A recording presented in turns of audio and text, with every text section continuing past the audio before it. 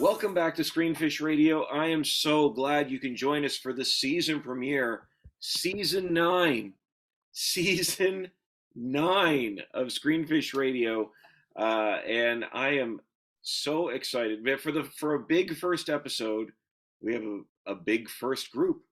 I am so thrilled to have back Jolie Featherstone, Seun Olowo-Ake, and Chris Utley on the podcast for the first time in a while as well. Welcome, everyone. I'm so glad you could join me. Hi. Thank you. Thank you for having us. Anytime and all the time. This is going to be a lot of fun. This week we are talking about The Woman King. Directed by Gina Prince Blythewood, The Woman King is set in the 1800s, where a group of all-female warriors protects the African kingdom of Dahomey with skills and fierceness unlike anything the world has ever seen. Faced with a new threat, General Naniska trains the next generation of recruits to fight against a foreign enemy that's determined to destroy their way of life. As always, this podcast is rated S for spoilers. But I can't wait to get into this one with you all. But let's just start off. I would love to know what you thought of The Woman King. I yield to the sisterhood. I loved it. I think we missed the first few minutes, but I was really I was kind of skeptical going into the film, to be honest. But I had a lot of fun watching it, and I think even the more after the film, the more I thought about the film itself, I was like, oh, that was a really good movie. So I really liked it. I felt the same way. I absolutely loved it. I kind of felt going into it, I would probably really like it, but I was really blown away by just the scope of it. It was so epic and big. It felt like a classic epic tale. I personally really, really loved it. It was one of my favorites that I saw it. First half, I'm watching that, and it's like, okay, where's it going? Where's it going? Where's it going? By the time it got that hump into that whole second half and all the way through the end, I was shaking in the theater in a good way. I cannot tell you the sense of pride and just absolute overjoyed emotion that was pouring out of me watching that film. And I'm like, I really hope this does Black Panther level money, because it's just Black essence, Black pride, Black all the things just oozed out on this big cinematic canvas, and it's just wow. Didn't end up doing Black Panther level numbers, but still come in this last weekend at number 3 for almost 8 million. That means the word has gotten out that, this is a good one. And I'm not a prophet or anything, but we might just see a little uptick after a certain sequel comes out in November, because the whole vibe and mood is going to be totally set. So hopefully the people in Culver City at Sony Pictures are kind of taking notes and thinking, yeah, take advantage of this. But yeah. That's interesting. You think it's still, like you're talking about Black Panther, I assume. You think it's still going to be in theaters at that point? That's still well. Let me get a little bit film. Let me get back to my film analyst hat, since I'm returning to the ScreenFish family. What has happened is there's a blog. The reason why we have not seen a plethora of film releases is because it's not a quality thing. It's one of the not drawbacks, but side effects of the COVID pandemic. Because as all the other industries have had work stoppages, the visual effects industry has had a massive work stoppage as well. Because 99% of every film that you see has at least 40 to 60%, if not even more, of visual effects work done to it.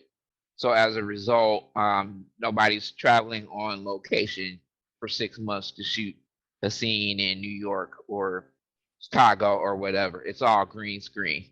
And so they're acting on these sets and then they're filling in the stuff later with the effects artists. So there are tons and tons of films that had to stop that process because of COVID and they're log jammed and they could not get their release dates finished in time, which is why you have seen such a dearth of products from Bullet Train all the way up to this moment. You've seen a film here, a film there, but nothing really major, nothing really explosive. And again, I was hoping that Woman King would kind of break through and kind of step in the forefront in that box office wise. But in the meantime, while these films have come out, some of them are hitting, some of them are missing. The Woman King is one of the ones that has hit. It started out at 19 million for its opening weekend, and now week number 3, like I said before, it took in 8 million. And with nothing major on the calendar coming until the next Halloween film and then Black Adam on October 21st, there's not anything else that's really coming. So there's still room in there for the Woman King to do another 5 million weekend, 4 million weekend, 3 million weekend.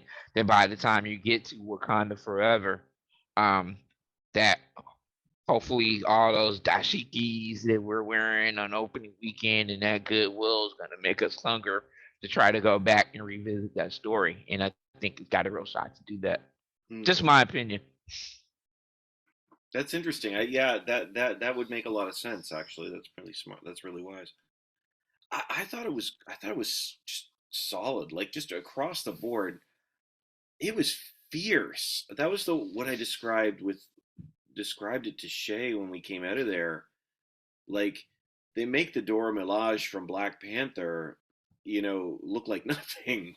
These action scenes, just the action scenes alone, are just like, I mean, they were so much more intense than I expected them to be, and that's nothing, not even any negative against the film. I just didn't expect what I got in a better way. I came out. I think I was talking to Seun. I said that when that woman put the knife on the end of that rope and started flinging it around and stuff, like I'm like, this is unbelievable. And Viola, I mean, Viola's amazing in anything she does.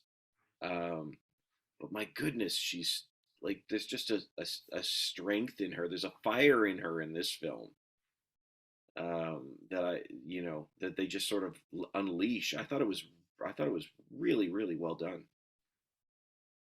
I like that you mentioned that weapon that is essentially, like you said, like that knife or the blade at the end of the rope. Like even down to like the sound design, like you could hear that weapon swinging and you swooping in the wind. Yeah, you could hear it. And I just find nowadays with a lot of action movies, like the cuts are so quick.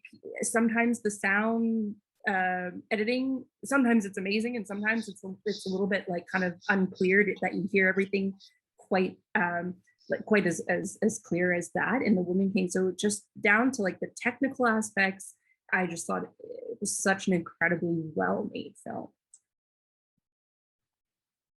Yeah, I agree. And I still I am so on board with what you're saying about most action scenes and that. It is so rare, it feels like, to get a scene where you get to see it play out.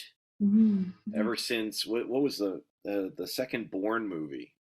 I was thinking that too. I feel like the Bourne movies kind of changed it. Like just the speed of the shaky cam and the muddle with the extreme close-ups, and so it's like you're watching the fight like this, and you can't really see the punch, but exactly. and you know, I like, there's definitely a place for that. I'm not trying to like talk negatively about the Bourne films, but I feel that it introduced that style of filming an action scene, and so many other movies have kind of just fallen into that path. They're like, oh, worked for the Bourne movie, so we're just going to do that. So it felt really refreshing to see this classic Hollywood epic where you actually get to feel and see the full extent and scope of these battle scenes. Yeah, it's beautiful. But I mean, and the storytelling works. I admit I was a little thrown by the discovery of the daughter. It was a little convenient for me, but I was still on board. Like I was right in with it. I thought, man, Yeah, I don't know, just remembering things like the not sets, I guess, like where the story is set and how they kind of recreates that West African um environment. I thought was really good. It was very immersive, I would say. So I really like that. I will say also about the daughter thing, I actually quite liked that they included that part in the story, because to me then it gave it a little bit more heart. I don't know. There was just this like, okay, I'm invested in the character and like an actual like detail about her life, which I enjoyed seeing as well. But it was good. My best character in this film though is Nawi, played by Tusum Bedu. I think she did really amazing in this film. Like she was, for me, the standout of the movie. And I was saying that before too. I think she carried it really well. And I don't know, I feel like to stand in a scene with Viola Davis, you have to be really good. And she really just, she held it down. So sorry, is that the young woman that was her yes. daughter? Yeah. Okay. That whole arc with the daughter, I thought, was a fantastic twist. I didn't think it was cliche at all. Mm. I mean, the way that they framed it, the flashback sequences where you saw Viola continually being sexually assaulted, and how they played that whole revelation, and then the tells that they give you that tell that this young lady, even though she's adopted, absolutely has that rebellious, non-conforming spirit that clearly is Viola's character through and through. And the revelation, of course, that when the child was born, the cut was made and the tooth was buried, and how that came out.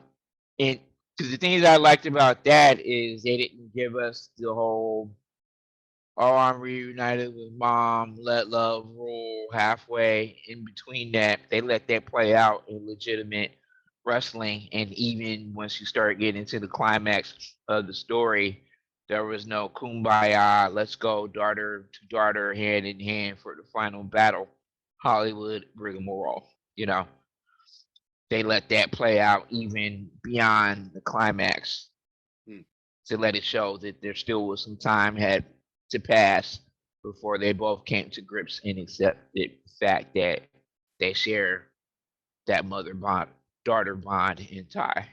Mhm. So I had no issues with how they executed that. One thing I will say is that I mean, the thing I thought that made it work too is there's a real emphasis on legacy. I think in this film and passing the torch to the next wave, the next generation. Um, in a in I was going to say in a good way, but I mean that's not what necessarily what I mean. But I mean it comes. I think that they fleshed that out very well. Is what I was trying to say. Um, I would love to hear, though. Thinking about that, I would love to hear from Jolie and Shay how you or what you felt about that aspect. Like as women, this idea of I mean, you have all these women passing the knife, if you will, but I was going to say the torch to the next generation to sort of warriors. I I mean, I'm a lame old man now, so I, I can I'm asking for context and help from you both. Tell us, tell Chris and I. No, I really liked it. And I knew like going in, it was gonna be it's a female centric film. It's gonna be about female empowerment. So I was expecting that. Um the things I really liked about it was like the idea of sisterhood and the like they kept saying this thing of no matter where you come from, like now you're in Agojie, you belong here. No one goes alone, we all go together. And them literally not just saying that, but living it out. Like if someone disappears, then we're all gonna go look for her. And even if that means we fight, we bleed, we die, so be it. Um, so I really like that, and I think like that's something everybody wants. So it's nice to see. But also, the thing about like them training the new warriors, like the older warriors training the new warriors to fight. I think it's something that's very I would say common, like for me growing up anyway, and I think for a lot of like my peers growing up like in Nigeria or in other African countries where even though we would say we're a patriarchal society, mothers really do raise the children. And so I grew up with a lot of women raising me. Um, and you kind of see that in this film as well, and to some degree with the older women are teaching the younger women how to defend their home and to fight for their home and things like that. So I really like that too. Yeah, I also really loved that element as well, and I think it is sort of a classic tale, but I don't know that we've really seen it with a mother and a daughter as much. Like there's films like these epic tales where I can think of sort of like the father training the son or passing the torch over to the son. I don't like, just off the top of my head, I can't think of too many films that do that, or at least on this kind of scale that The Woman King did. And that's something I personally really loved to see it. I feel like it's been a movie or a story that's just a long time coming. I think that I kind of am sad that this movie didn't come out when I was a kid and I could go see it with my mom. But I'm happy now as an adult that we have this film and that young girls will be able to see it with their parents and stuff, or even like I might take my mom to go see it if I can get some time to go with her. But just being able to share that experience and share in that kind of epic story between mothers and daughters, I really, really loved it. And I loved the sense of community amongst like it's such an interesting combination of like the militaristic aspect of you're training, you're fighting to protect the kingdom, but at the same time there's very much a sense of community and raising up the community around you and kind of keeping integrity in everything. So I just found that I love that notion on this very intentional sense of community and keeping the community like the front focus. I just loved everything about it. To make a long story short, I feel like I'm rambling, but there's just so much to be said. I feel like there's so many layers to this film. We could talk for hours about it, but I did love seeing a mother and a daughter kind of epic tale like this, and I really love seeing a story that really focused on like community and being very intentional about supporting and protecting community. Now, there was one part that I clearly did not love, which reeks of studio executive interference, and that's the cockamamie subplot with the guy from Spain whose mom was kidnapped from Dahomey, and he comes back and he falls in love with the daughter, and it's like, I didn't need that. I did not need that. Especially right at the end before the final battle, and it's clear that they slept together. It's like, why? No. But she doesn't go with him. I liked that. I was okay with it because she didn't go with him. I thought if she went with him, I was hoping that she didn't go with him at the end, and they gave you the little tension split, the back and forth, and then whether she gives him the smile or head nod and just keeps him pushing with the warriors, and he kind of goes away. It was like, it really was necessary. It's like they hit all the Hollywood cliche buttons. It's like she's out there trying to, because what was it? She's told that you'll find the thing to help you forge your weapon. I don't remember exactly what that was, but she's out there in the waterfalls and she finds the thing to refine her weapon. And guess who just so happens to be there? Sprung, nose all wide open, like, please come and see me at the end. Sit down, dude. We got bigger stuff to fry. She's trying to be a warrior. There's no time for you. Sit down somewhere. I did not need that. But I will say this. I mean, that's fair. at the end of the film, I feel like, and please correct me if I'm wrong, I haven't seen a lot of stories where when if a couple splits up at the end, the woman sort of is the one that looks more empowered when they split up. Because, you know, from the, and again, maybe I'm just misremembering things, but I feel like in these moments, usually what happens is the man is like torn away. It's like, I'm sorry, I have to leave you. Yeah. That thing. But she leaves him, and it's like, yeah, I'm making the call. I'm making the call. And I thought I liked that. I thought that was a really interesting. So what are they gonna do in the sequel? He's gonna find his way back to Dahomey to win her heart. And come on now, I'm sorry, I just didn't need that. That's what this movie needed, was a romance sequel. That's what it. The Woman King, Love versus Honor. Coming to theaters 2025. What's terrifying is that's exactly the type of title we would get. And almost all the original cast will be gone except for one person. Now it'll be Viola, and the girl Viola will have grayer hair, and then the woman will come into her own, and then the dude's gonna come back with all these freed Spanish slaves for them to train. I've come to bring you gifts. Please train them as warriors so we can have our own uprising back. You should not have done this. No, I thought of you.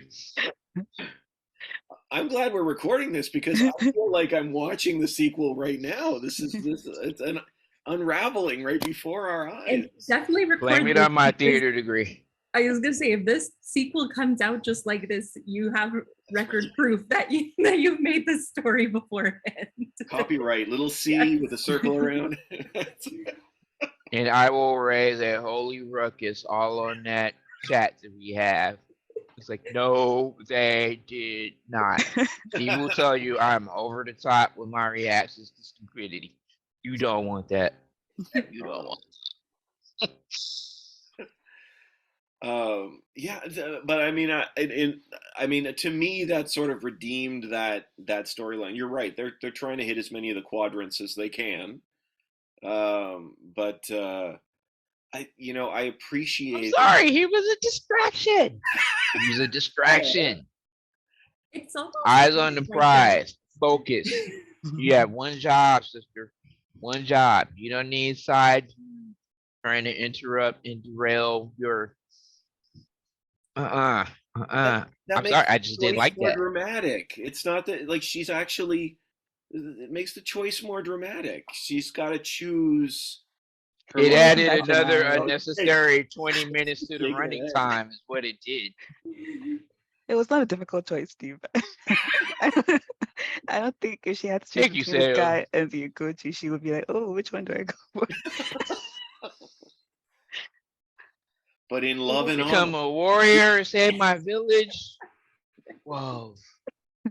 Save my village. Whoa. I'm going to go for love. How will you say? I'm wrong. It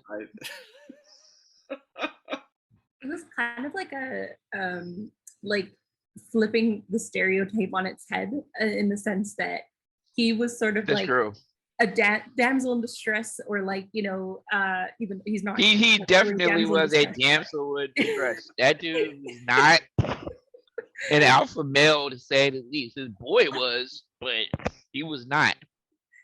I definitely felt like he was kind of, like he was, like you said, kind of a distraction. Like he's there to, or and Steve as well. I know you mentioned like raising the stakes of that decision of like, oh well, there's this potential love interest and stuff. I was also happy too. I think the ending where they kind of like exchange a nod, they sort of like recognize each other, like, yep, okay, this is our choice, and wish you well, but going back, I thought that kind of redeemed that sort of like storyline to me. But yeah, it's interesting. I didn't even think about how the film would be if you removed that storyline.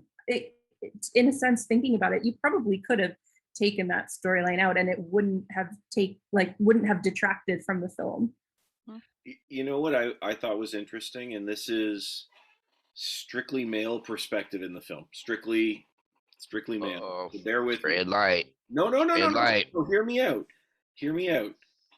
The storyline of this, I'm sticking with this romance here. The storyline of this guy, a lot of times in a male-centric action film, what I see is that if there's a romance, in order for the woman to feel empowered, they have to find something for her to do in the film. So it's sort of like in the big battle scene is, oh, I'll rescue the children, or I'll do this. In this film, I noticed that it's entirely reversed. It and was flipped. It's totally flipped. Yeah. And I said, I think he saves one guy at the ships, at the boat. Doesn't he rescue a guy, and then they all beat He up? rescues a guy, and then he supervises his bestie getting killed. That's what I mean. Yeah. Pretty much.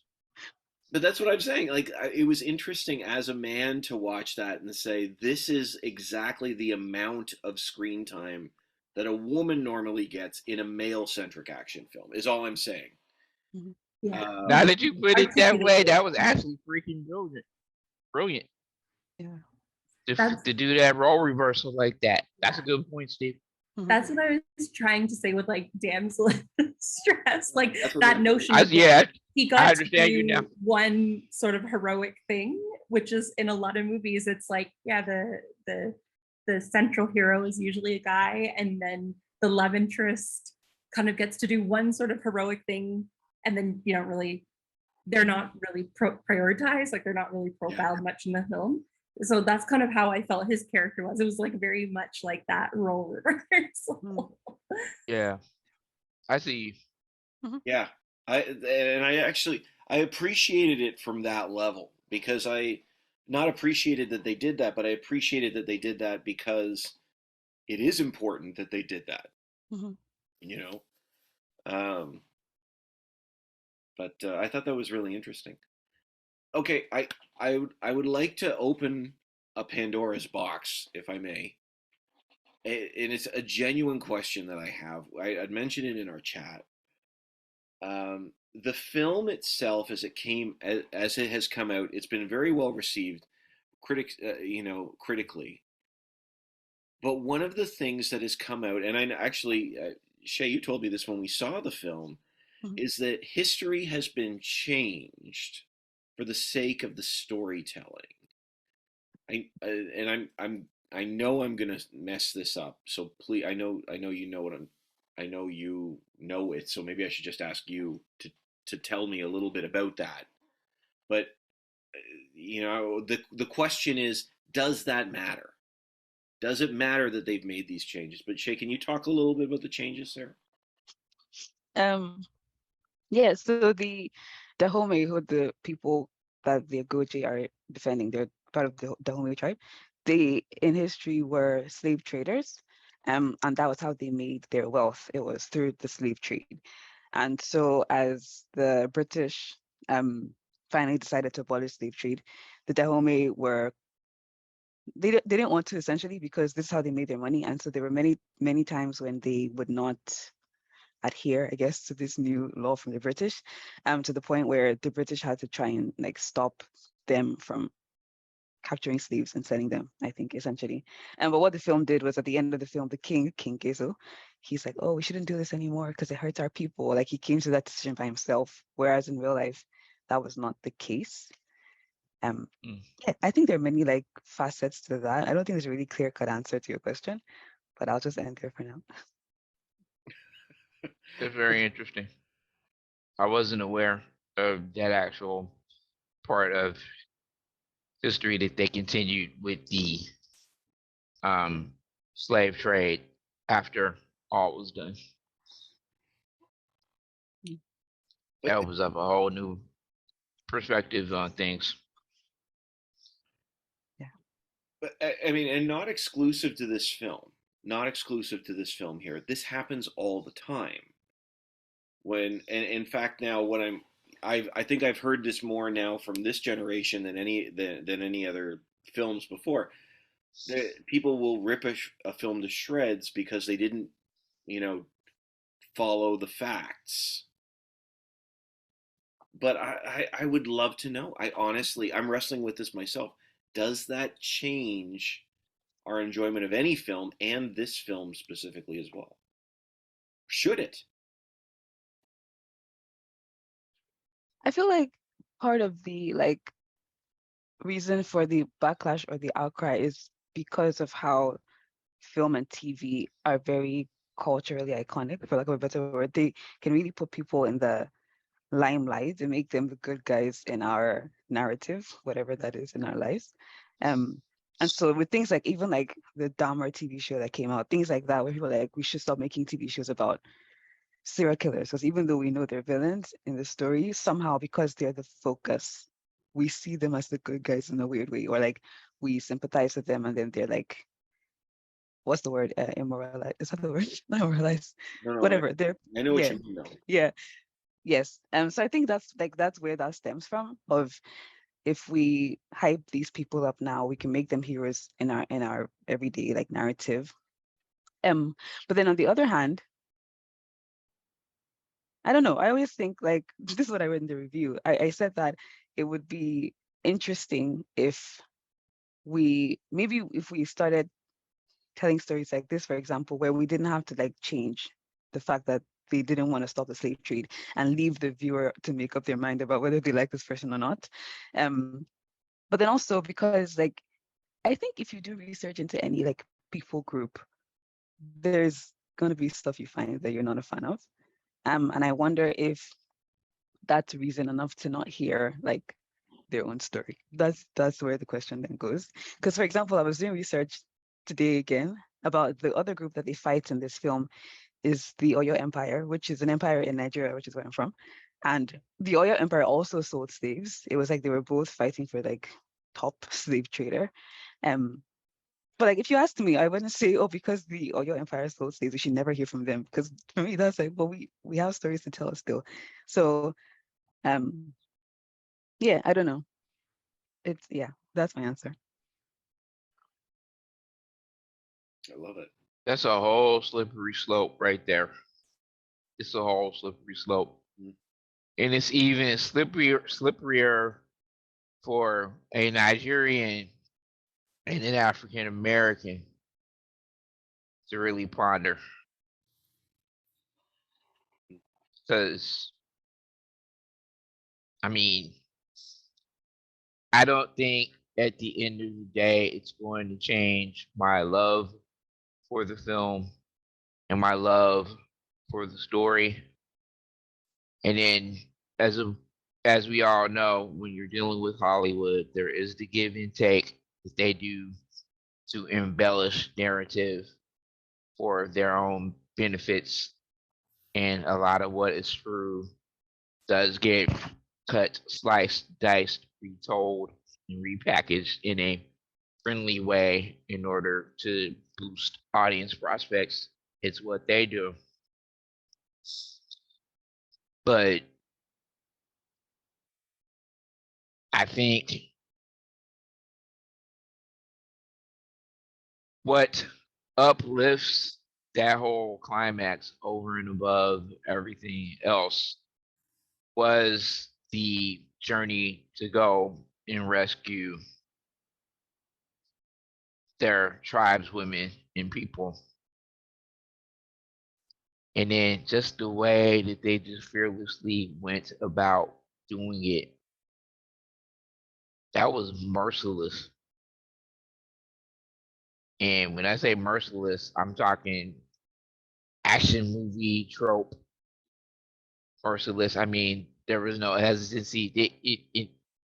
That was a sight to see those African women and men gaining payback over the quote unquote colonizers. the way that they did in the way that it was executed. And that was just like, wow, I wasn't expecting to see that in a movie. Oh boy.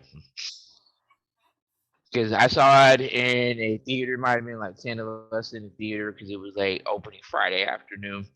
I'm thinking, what if I saw this in the theater that was pretty much full of my people? Would they be clapping and hooting and hollering and screaming and like, ah, would this would be like in game or something? When they brought everybody back and then all of a sudden the Spider-Man's fighting alongside Black Panther, alongside, would that reaction have been that way at the side of that?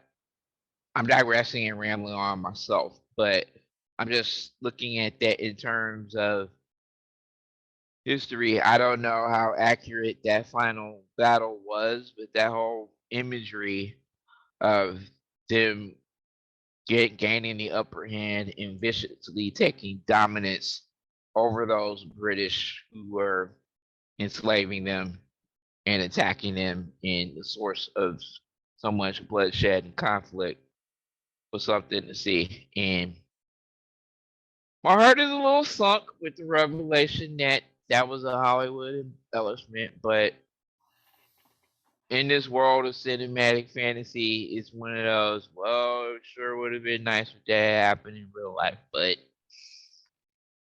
I'll take the movie for what it's worth.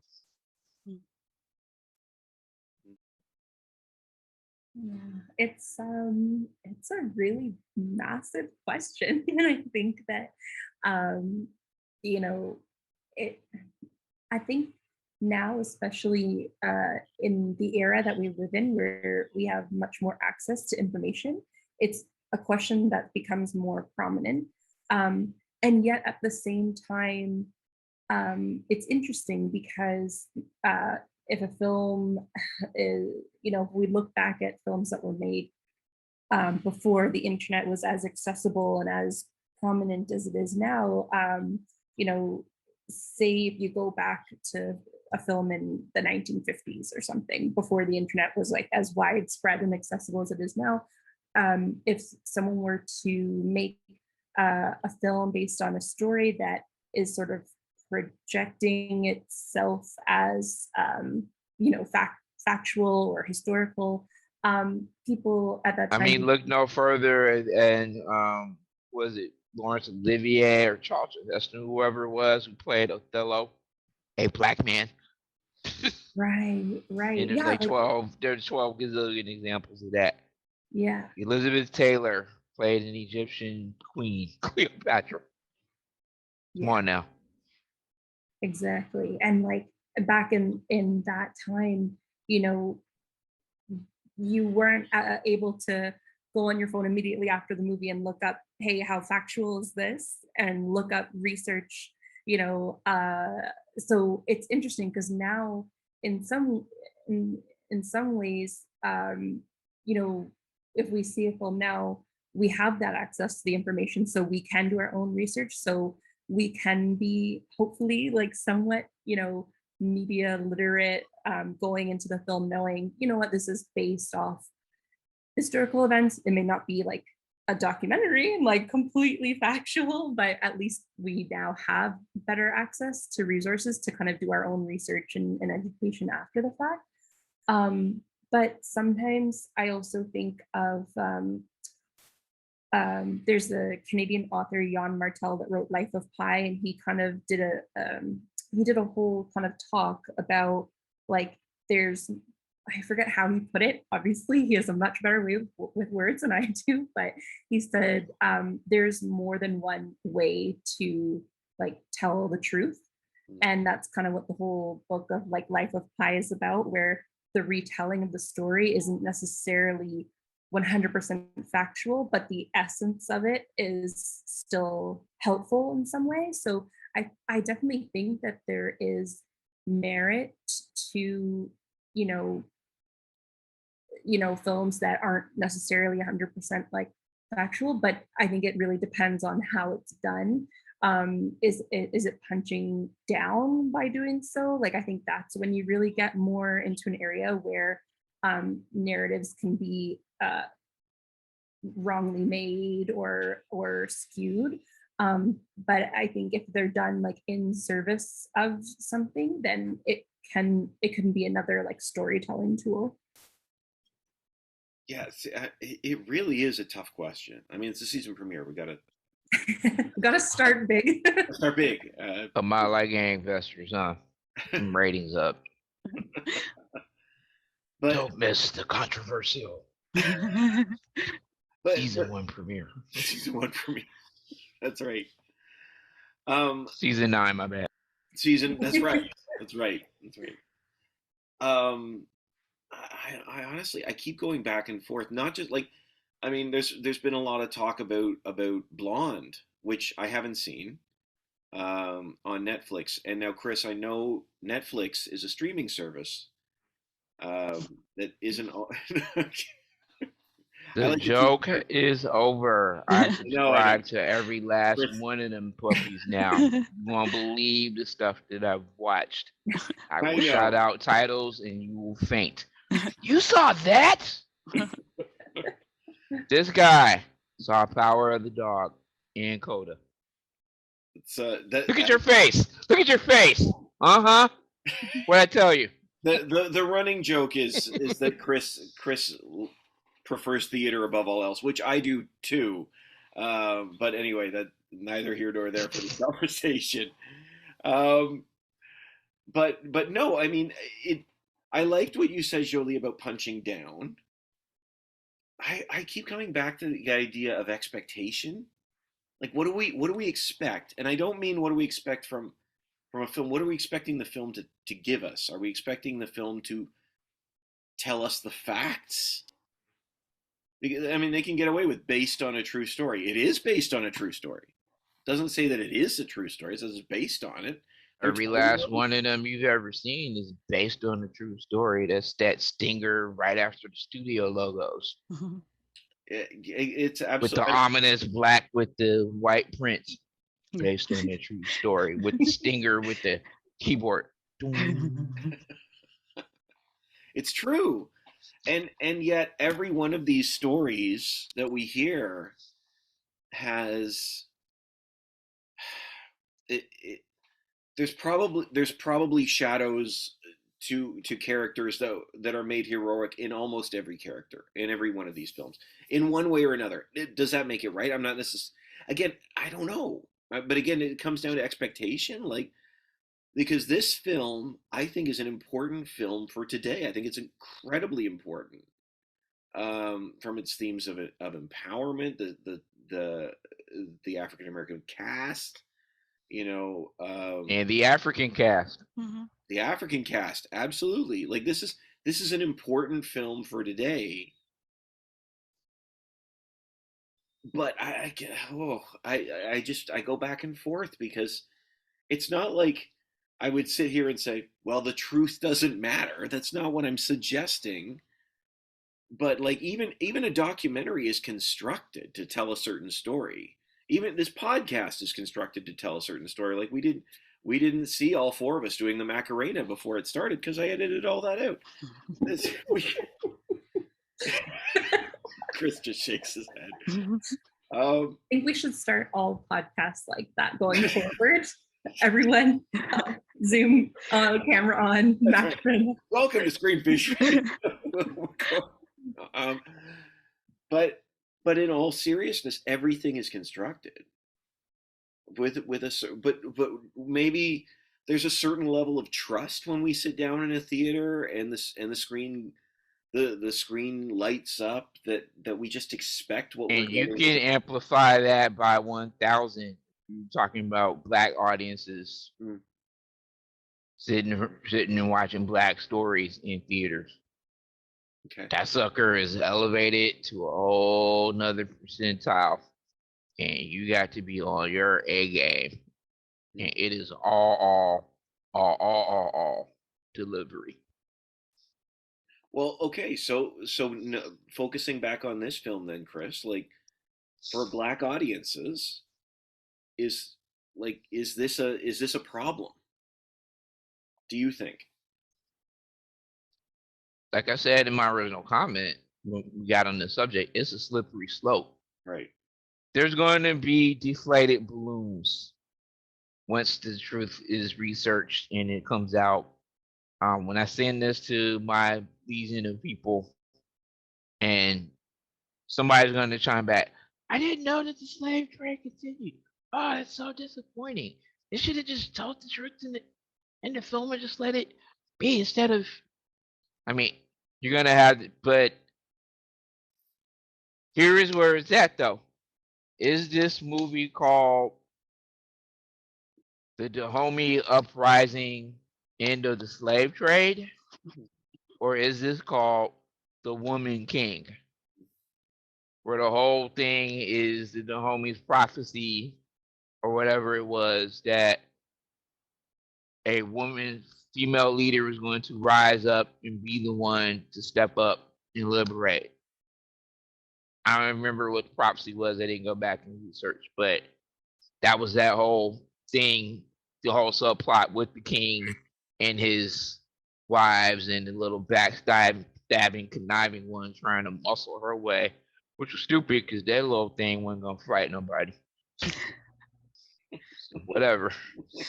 But, you know, everybody's trying to hustle and angle their way into, you know, who's going to have that spot to have the king's ear.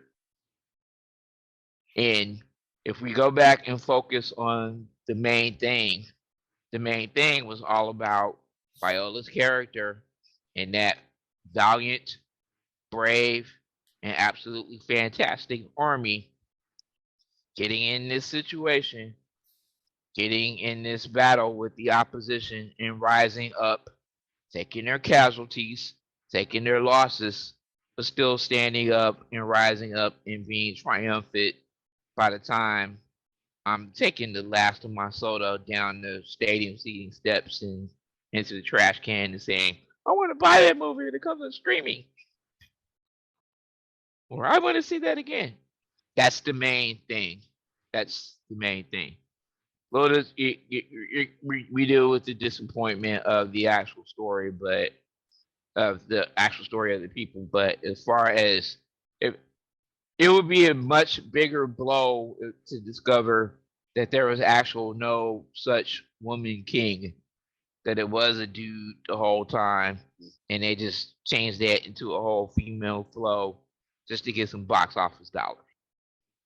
So if we go all the way over the river and into the woods, we'll get lost trying to find grandma's house. Keeping the main thing, it was all about her. It was all about that dynamic female army, and what was executed in that story was just absolutely fantastic. Period.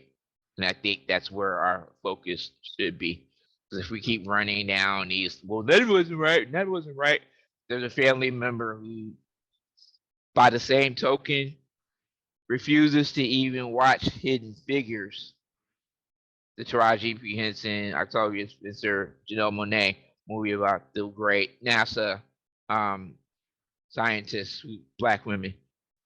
My family member will not watch that movie because you found out that the one issue where Kevin Costner's character takes down the colored whatever bathroom sign, that was made up.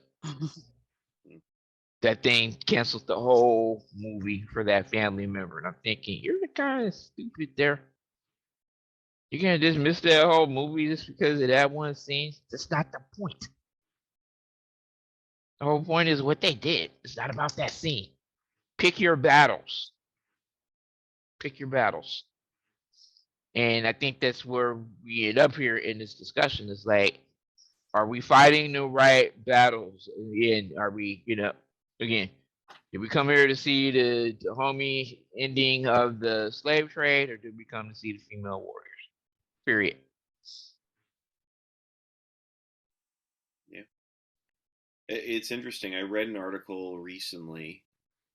I think it was on Dark Horizons, but it doesn't matter. A study was conducted of 700 millennials, I think, and Gen Z, might have been Gen Z, about what they're looking for in a film, and it was really really interesting.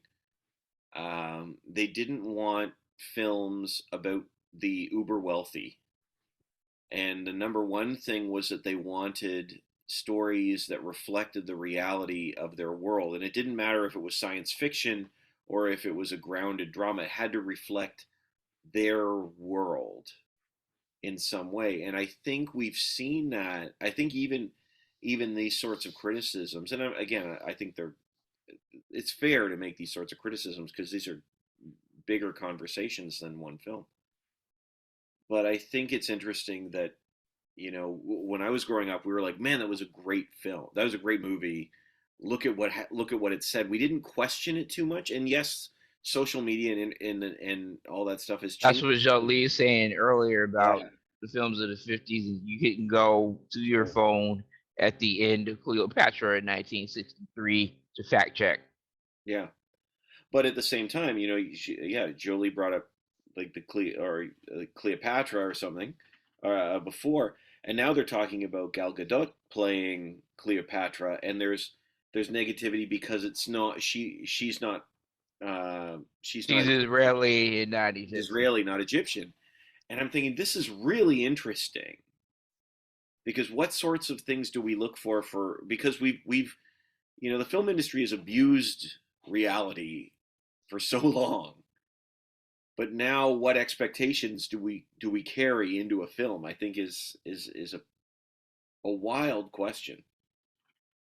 To that point, though, we have to give another slice of credit to the Woman King, because at least they did not give us the sympathetic white colonizer character either.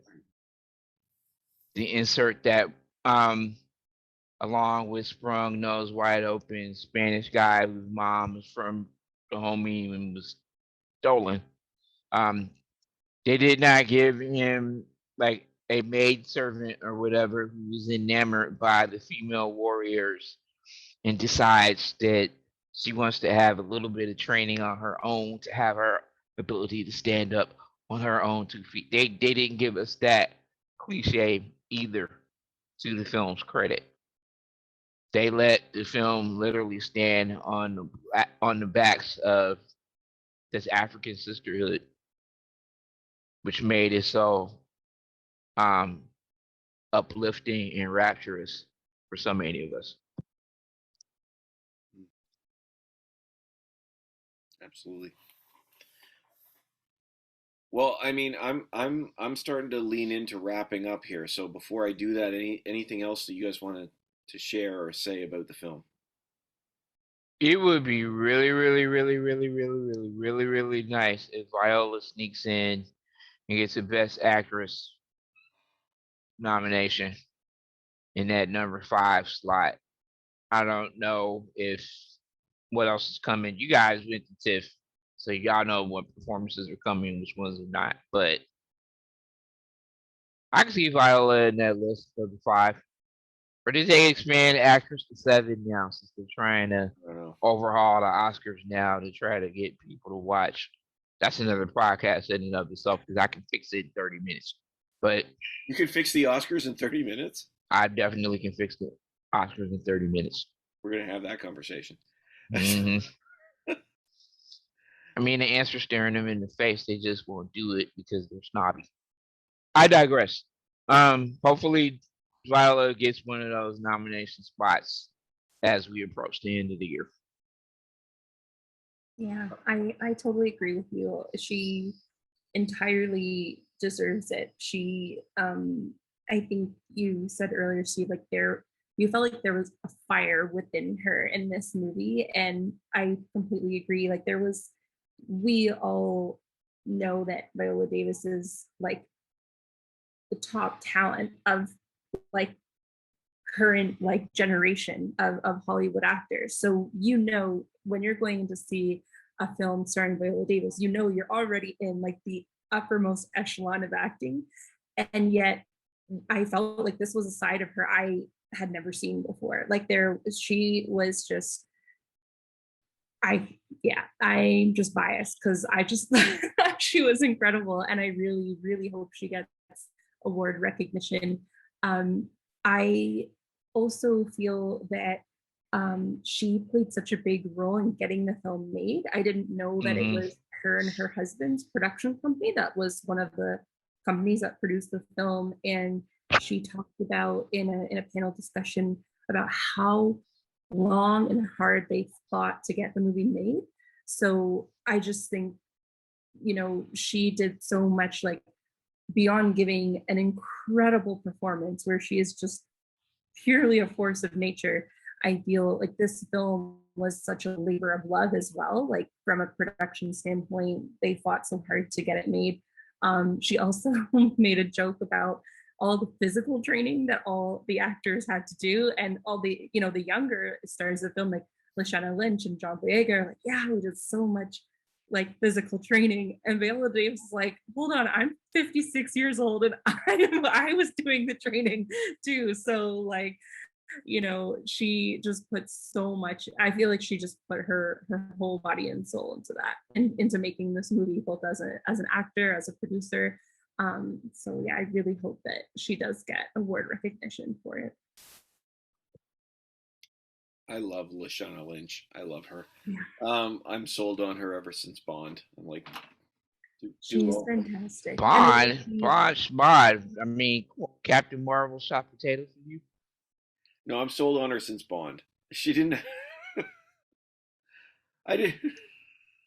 I loved her in Captain Marvel. Say, hey, hate on me. Was it wouldn't be a podcast if I wasn't debating you on something. So now I'm officially back in the family. I just didn't think she did that much in Captain Marvel. She did a whole lot, dude. Come on. Okay. No. That's what got me excited to see her in Bond, frankly. Right.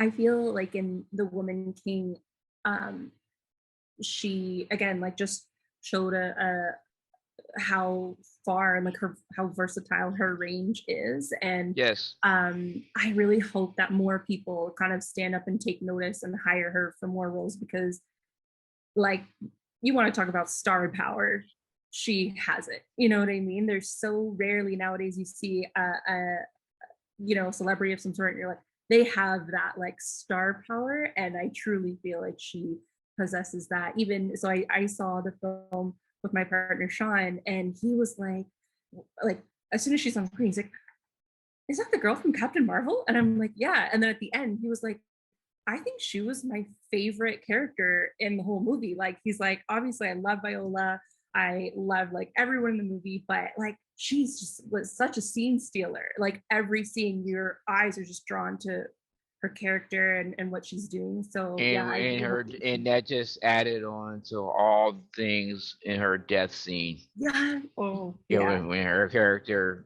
passed away, all the emotion, all the things came out of exactly as you described in her performance. That was a real sense of loss as an audience member to watch her character go. I totally agree. I had the privilege of seeing the film with a big audience, so to hear everyone's reaction when that happened was everyone, I think, in the room, like, everyone. I know I started crying. I'm a crier too, so when you said earlier that you're a crier, like, I totally relate to you. I started crying. The lady beside me, like, gasped so loud, like, you could feel that moment throughout the whole audience when the death scene happened. You really felt it. So yeah, that just goes back to, as you were saying, tracing her arc. I know Steve didn't get on the bus till No Time to Die, whatevs. But from Captain Marvel onward, and when you see her in these major profile roles, she's elevated and elevated and elevated. So it's interesting to see, like you're saying, when she gets her next role. I don't know what she's got upcoming, but hopefully she continues to elevate and then give her the proper place to stand. Because she got the game for sure. You got it. Definitely. Well, she'll be back in the prequel, The Woman King, Heir to the Empire. That'll be the the one. You know, they got to make it a franchise. So this will be the one that takes place before. Uh, Copyright, copyright. Copyright Screenfish 92. We got lawyers with this company now. Pardon? We got lawyers yet? No, I know some. Maybe they'll help us. Okay. I was gonna say my final thoughts on the film, just like jumping off what Jolie said about like the film taking so long to make. I'm glad that they were able to to do it and to have the cast that they did, because that's another thing. Like we're talking about the cast. Yeah, I think like all of them are actually really talented and really like versatile in themselves. And so doing roles like this that show kind of their breadth and depth of talent, hopefully then opens doors for them to do more things like that. And also just in terms of like story, and we're talking about like should it matter, should it not? I don't know. Just I think because this is an African story that I said before too doesn't feel like a caricature of like Africa. It feels authentic. I'm also really glad for this film because I'm hoping that then it inspires not just like news stories like it, but even like African creatives to then like actually try. That's another thing I wanted to get into before, was because the film was written by a white woman and some Africans were upset by that. Like, why would you go to Benin Republic and then write this movie and then make money off it? I don't think it's wrong what she did, and I think they all did a good job bringing this movie to life. But then, yeah, hopefully this just inspires, like, breaks stories down and inspires other people to try and like to actually, make our own stories and make them well. Yeah. I love that you brought that up too, because that was another thing that Viola Davis said during the panel discussion. She was like, please go buy a ticket and see this movie in the theater, because it's not just about like, a big Hollywood movie starring Viola Davis, like a household name everyone knows. She's like, the more that companies see that a film like this can perform well at the box office, the more they're willing to take a chance on, directors that we don't normally get platformed in Hollywood, right? So she was kind of saying like, I think, yeah, and to the question too, Steve, like, does it matter? It definitely does matter, I think, but at the same time, like what Viola was saying was, this is a story that took so long to get made, and ultimately the hope there is that it will open up the doors for more creators to be able to get their stories told on a bigger scale. So I think like the film is very important in that way too, just to be able to hopefully open doors for more creators. And she also did mention the cast as well. She's like, we have such top-notch talent in this film. Their resumes may not be as long as some of like their white contemporary peers, because they're just not given the opportunities, the auditions and whatnot that these other like folks in Hollywood are getting. So the hope with, or Viola said that her hope for this movie was like, if people go out and buy a ticket and support it and see it, hopefully it'll open doors for more creators, more actors. Absolutely. To that point, the director Gina Prince Blythewood has been in this game for over 20 years now, dating back to the unsung cult classic Love and Basketball with Sanaa Lathan and Omar Epps. So that's when I first saw her work. And she's had opportunities here and opportunities there, but here she is chugging away, gets this opportunity. And again, like you're saying, this hopefully will open up more doors for not just Black directors, but any female director of color to say, we will give you the budget and we'll give you the means to tell this large canvas story. And we'll invest in you. Yeah, absolutely. Absolutely. I think every time a film like this comes out that strikes a chord, the hope is that it's going to lead to more. and this absolutely it works. Well, this has been so much fun. I'm so thankful to have you all on the pod this week. We should screen it or script it.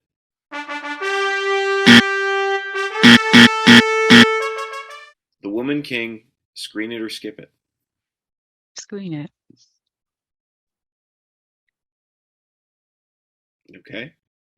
Shay saying. I'm yielding to the sisterhood. I'm yielding to the sisterhood. Jolie. Screen it 100%. And if you can see it on a big screen, please do. But just see it in general. Well, at this point, hopefully y'all have screened it already, but screen it again. Take somebody with you. Take your kids with you. Take your mama with you. Screen it, screen it, screen it. I mean, it's fine. You can screen it on your phone on Netflix when it comes out. And no, I'm kidding. I'm kidding. I loved it. I thought it was fantastic.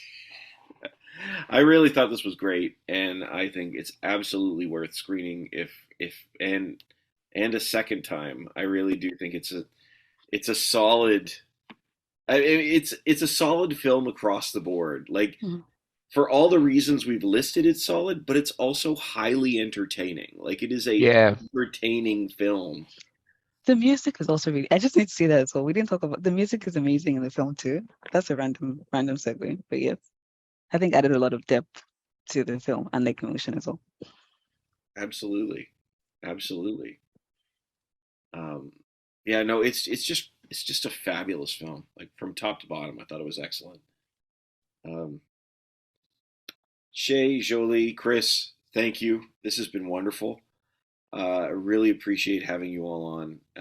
This has been a great conversation, and I love chatting with you anyway. But tonight's been really fun, so thank you so much. Thank you. Thank you.